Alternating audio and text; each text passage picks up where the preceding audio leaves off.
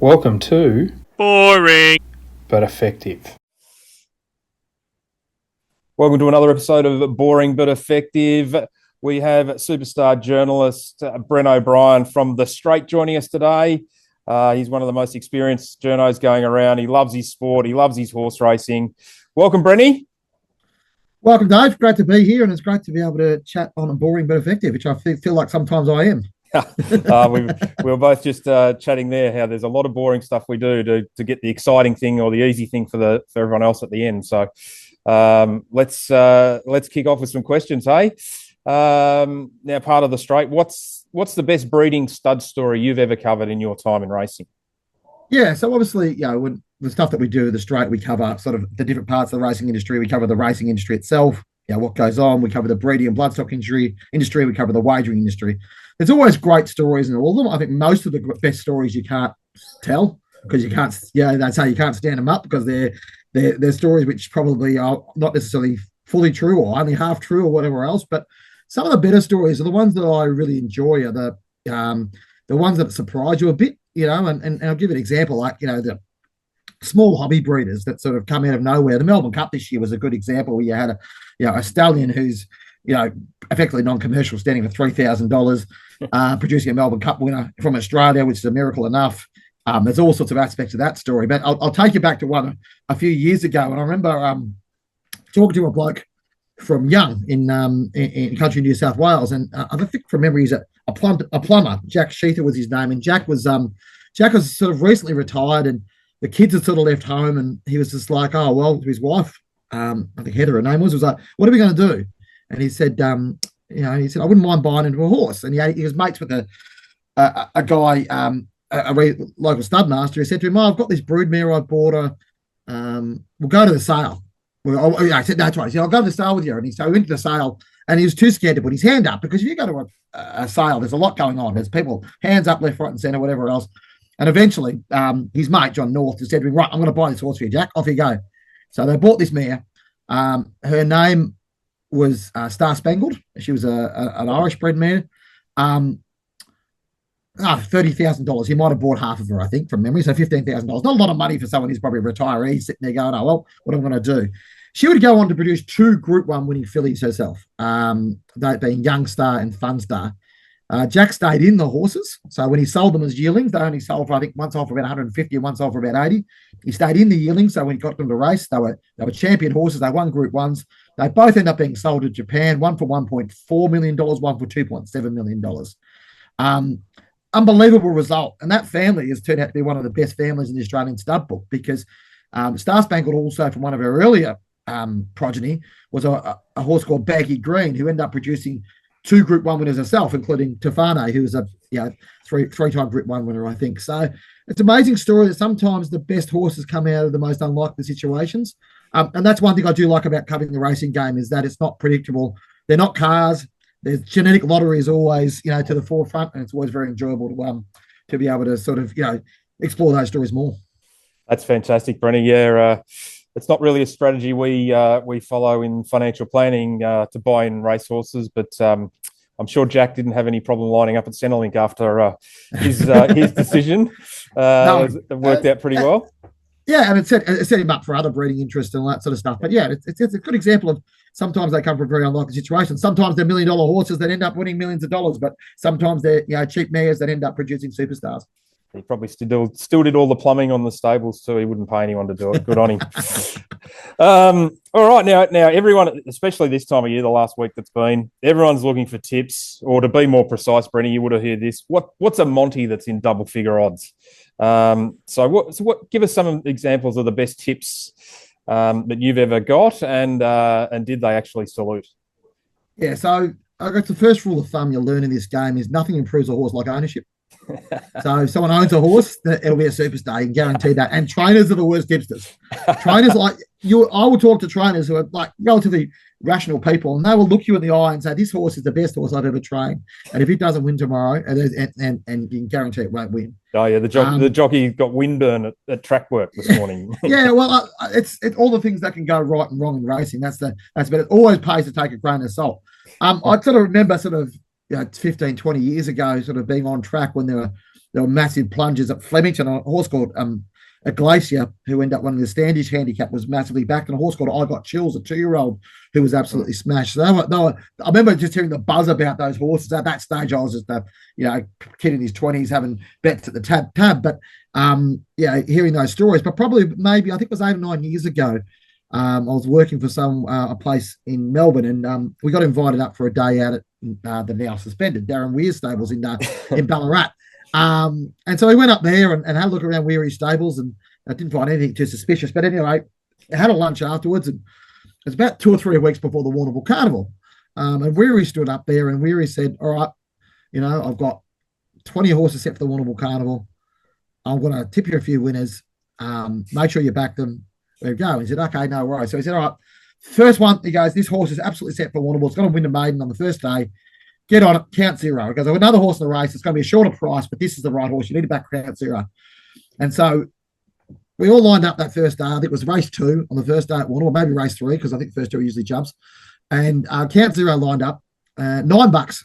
And a bunch of us were like, "How easy is this?" We piled in, couldn't wait, got stuck right into it, finished 3rd. The stablemate won easy. And then Weary ended up, I think, having about 14 or 15 winners that week. But that wasn't one of them, Count 0. So Count 0 then went on to be an absolute champion jumper, and in fact won the Grand National Steeplechase last year. So, sometimes they can develop over time. Maybe the tip was a long burn, and by that time, Weir had served about 7 of his 10-year suspension. So, but yeah, like, sometimes you've got to take it with a grain of salt. There's nothing like having a thought or a feeling about a horse, backing a judgment in, having a bit of fun in games, having a bet. But you've also got to be prepared for the other consequences, which is most times it doesn't work out. That's exactly right.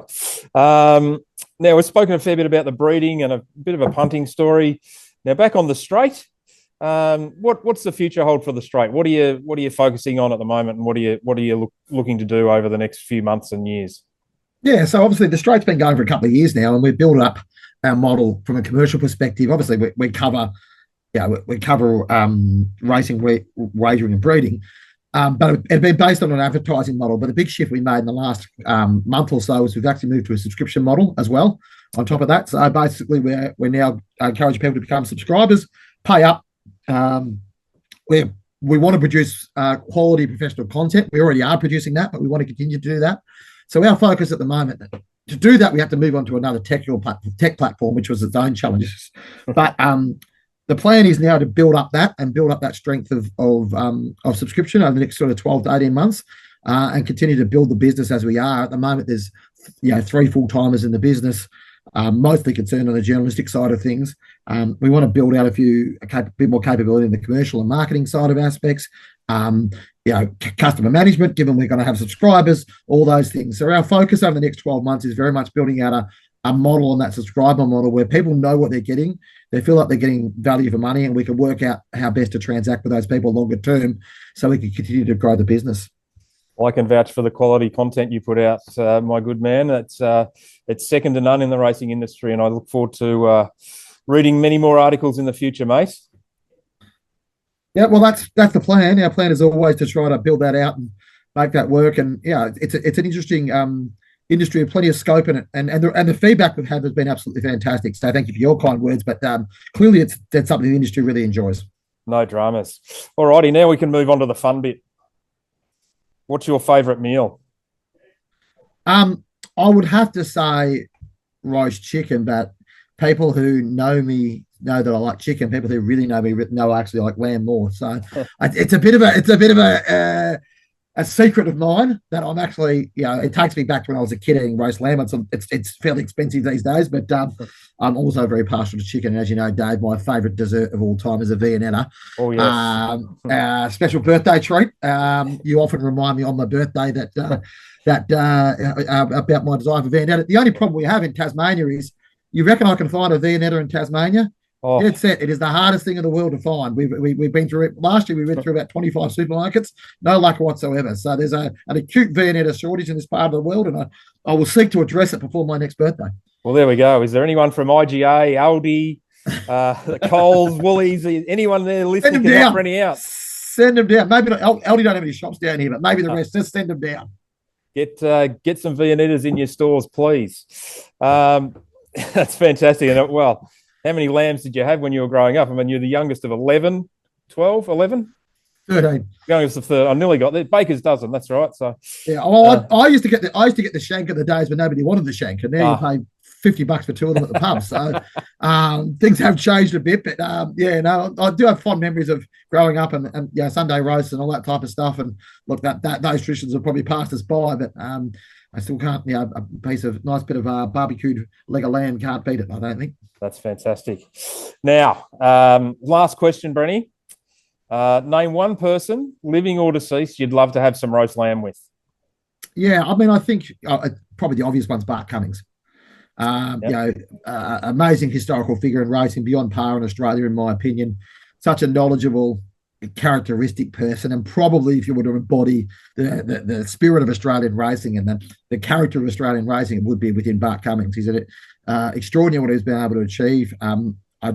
I can't remember having a conversation with him in my time, because he was probably just as I was sort of getting in, he was sort of on his way out a little bit. I've spoken to his grandson James a bit, and James is a lovely guy and very intelligent as well and good to speak to. But I mean, that notion of history, those guys, and probably the other one would be the guy that wrote about him a lot, which was Les Carline.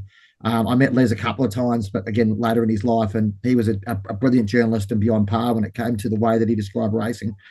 I think all racing journalists in Australia aspire to be at that level, and to be that good. The thing about racing is there's so many amazing stories that are created by people like Bart Cummings. You need good storytellers to go with it. So, in short, for a long answer to a short question, it'd be Bart Cummings number one and probably Les Carline number two. Well, if Bart can't make it, I'm sure Les would certainly make it an enjoyable meal. And one of the Bart Cummings stories I love is going at track work when he was. He'd get all the apprentices there, and there'd be a hamburger shop, hamburger cooking things up in a caravan, and he'd say, "Go on, boys, help yourself. I've got this," and they'd go and order up, and then he'd go over and just say, "I've only got 100. You got change for this?" And then they'd all end up having to pay for their own. And Bart took 10% from the bloke in the caravan. Yeah, well, Bart was a genius at that. The other one is that the health inspector guy came in and said to him, "Mate, you're going to have to do something. You've got too many flies in your stable." And he said, how many am I allowed to have? Yes. He was a master of the one-liner, and he's probably from a generation, like he's similar age to what my father was, probably from a generation who had that really dry Australian sense of humour, which probably you and I appreciate greatly, Dave. I just think, like, characters, like I always say to my kids, and I say to other people, life's too short to hang around boring people. In the racing industry, there's not too many boring people. There's a few people you probably rather not hang around, but most of them are quite, big characters. They tend to go the other way in racing industry. That's exactly right. Hey, thanks, Brenny, so much. Everyone out there, subscribe to The Straight. Wonderful publication, as we've mentioned. And thanks so much for coming on, Brenny. Thanks, Dave. All the best. Cheers, mate.